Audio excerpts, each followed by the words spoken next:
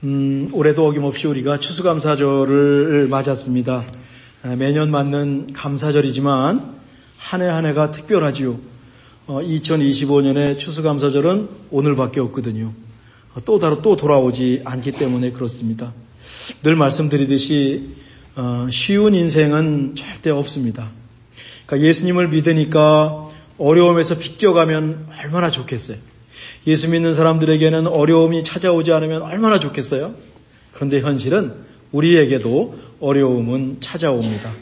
특별한 것이 있다면, 예수님을 믿어서 특별한 것이 있다면 그 어려움을 하나님 안에서 믿음으로 받아들이기도 하고요. 또 그 어려움을 극복할 힘과 용기를 얻을 수도 있고요. 또 결코 포기하지 않고 믿음으로 나아가면서 그 어려움을 극복해 하시는 하나님을 만나는 것이 우리들의 특권이라고 하지요. 하나님을 사랑하는 우리에게 모든 것이 합력해서 선을 이룰 것이라는 믿음을 갖고 저희들 살아갑니다. 또 이렇게 살다가 오늘 감사절을 맞았습니다.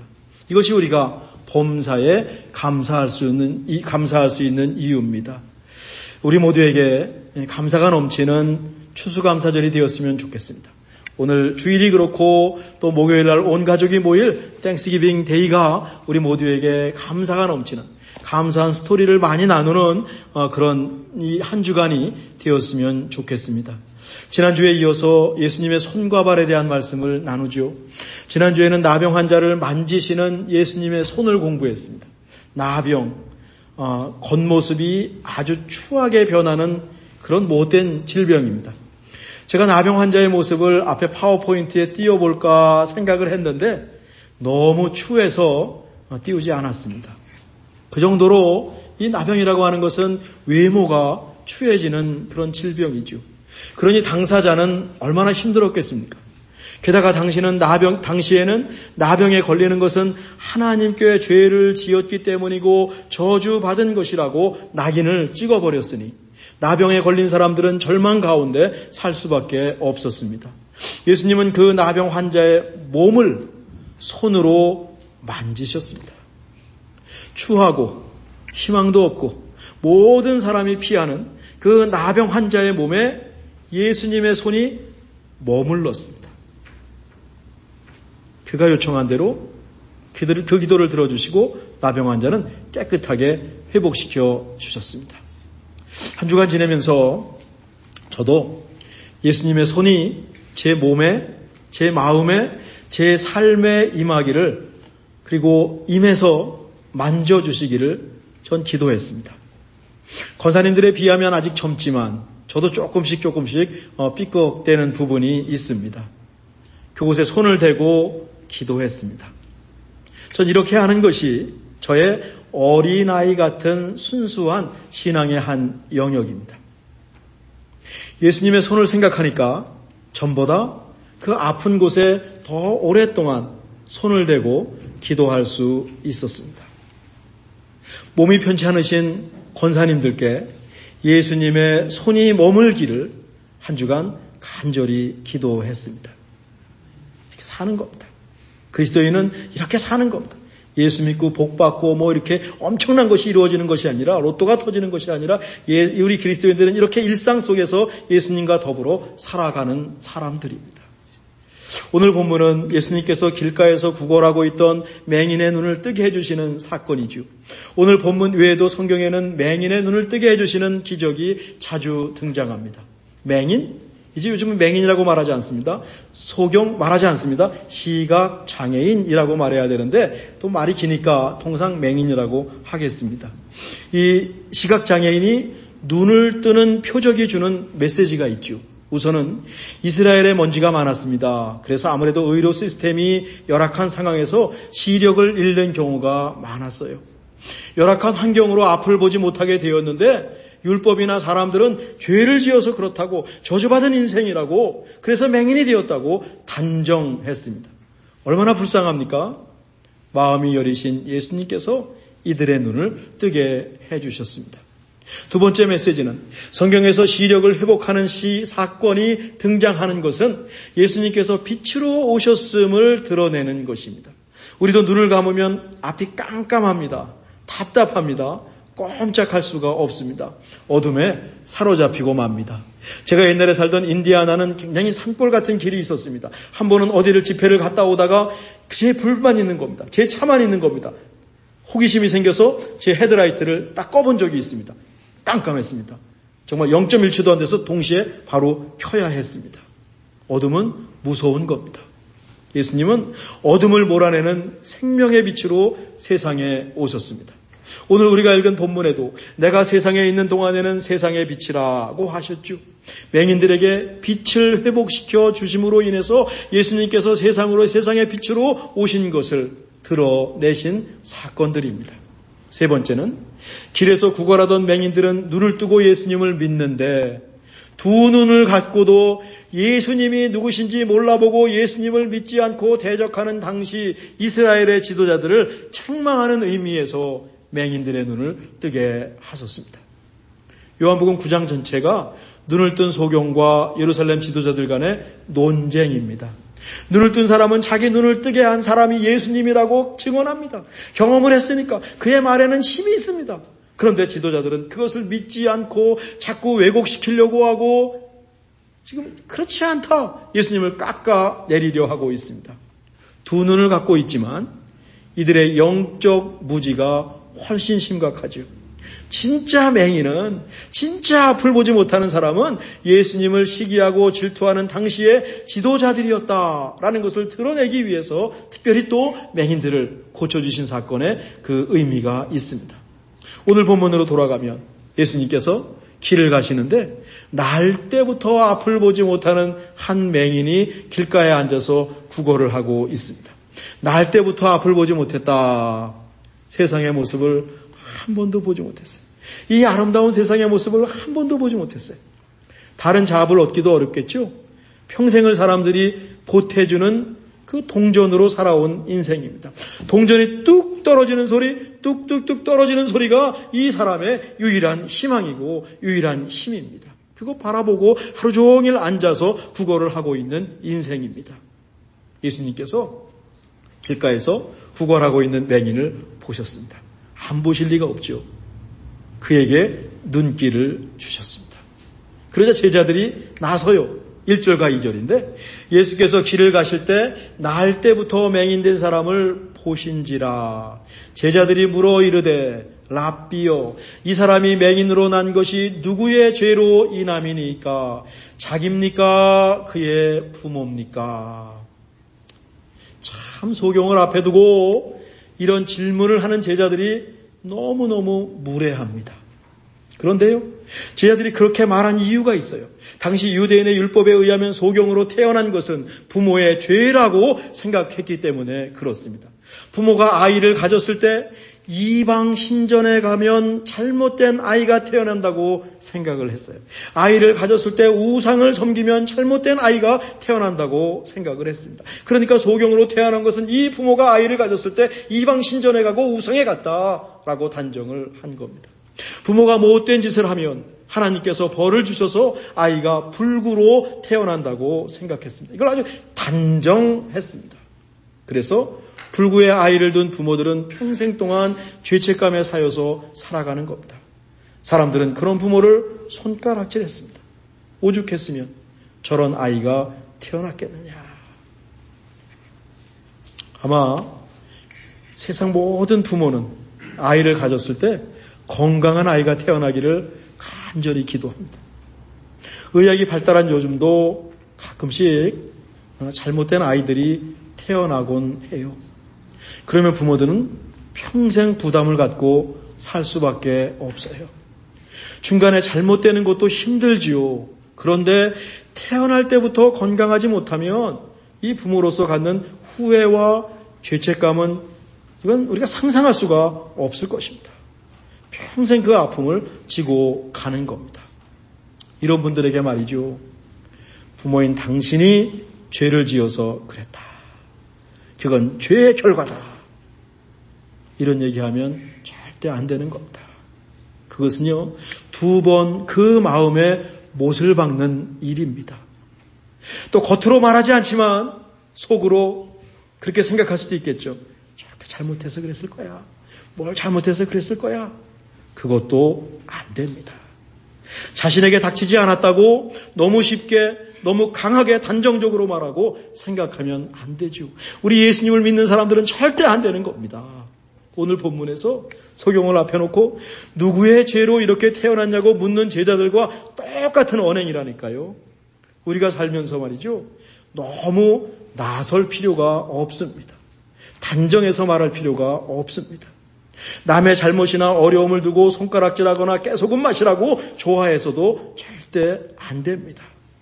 우린 그냥 하나님 앞에서 담담하게, 진솔하게, 겸손하게 자신의 길을 걷는 것이 성숙한 신앙인의 모습이지요.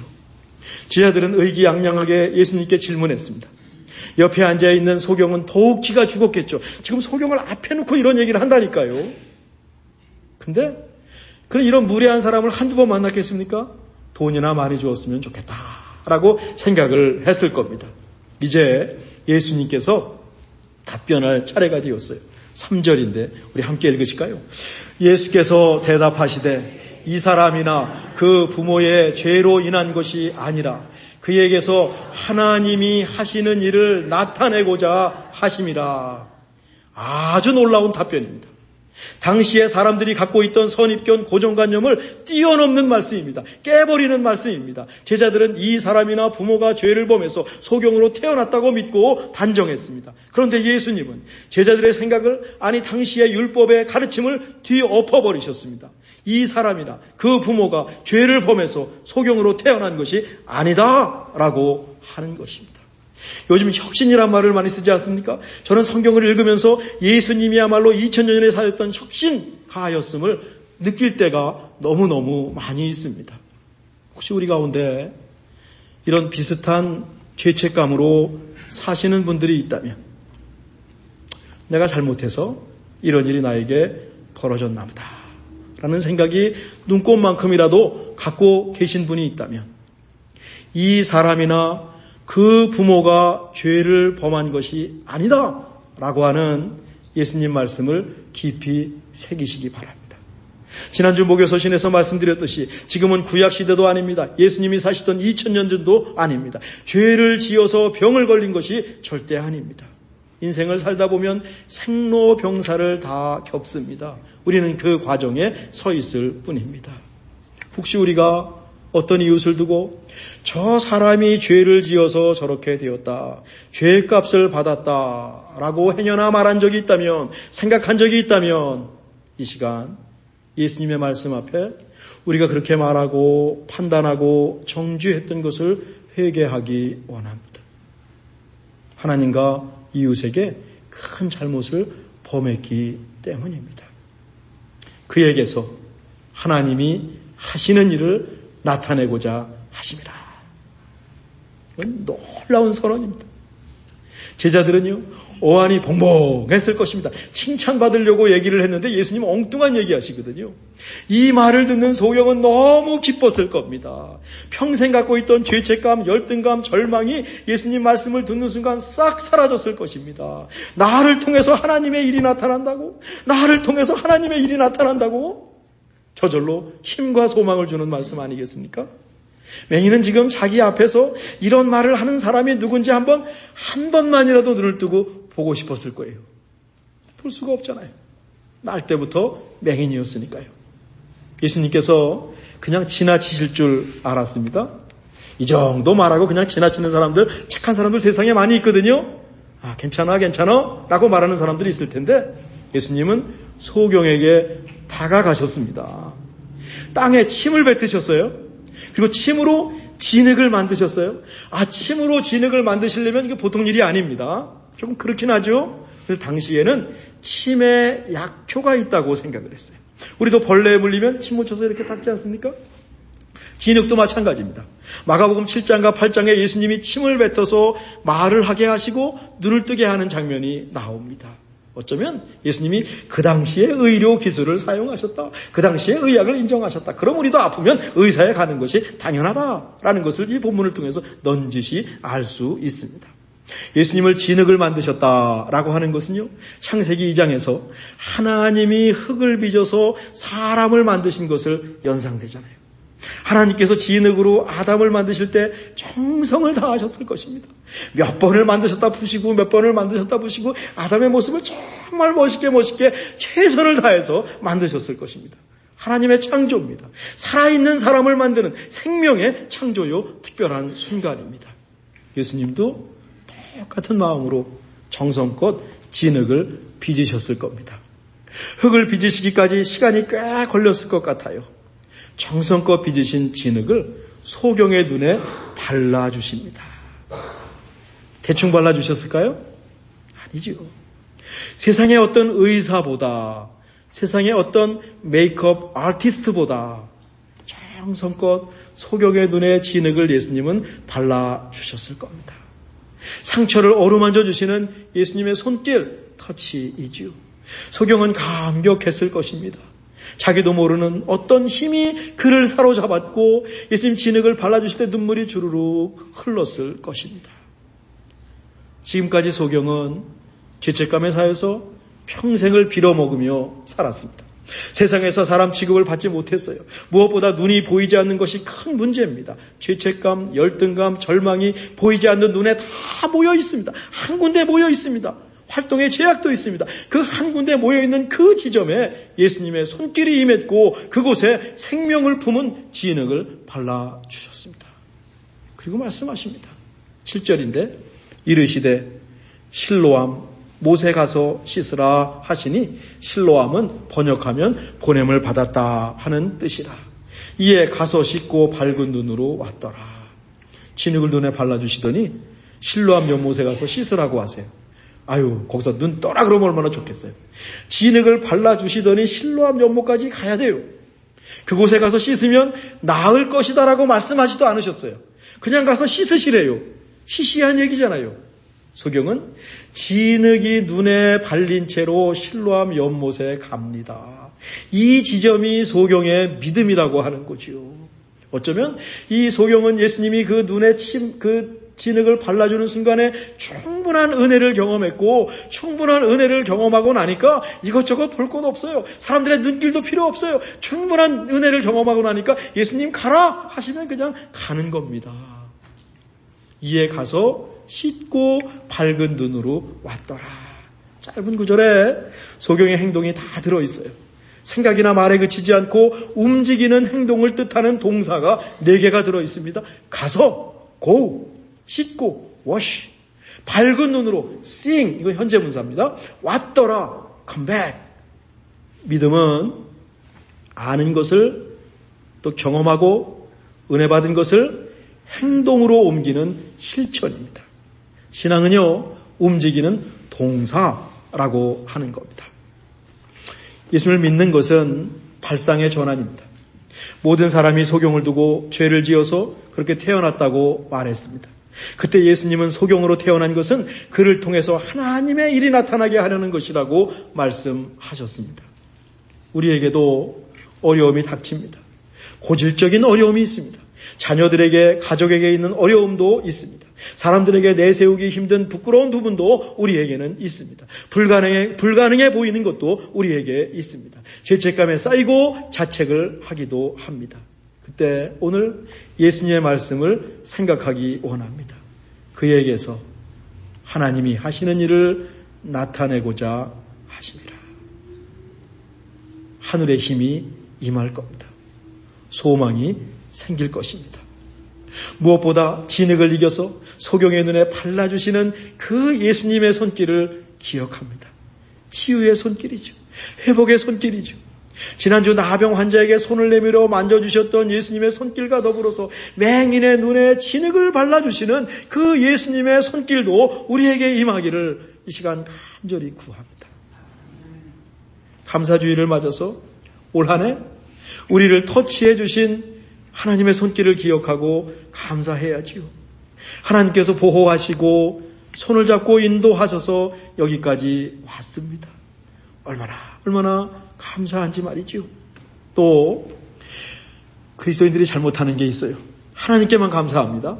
하나님께 감사하는 것과 더불어 올 한 해 동안 우리 손을 꼭 잡아주었던 누군가의 손길이 있습니다.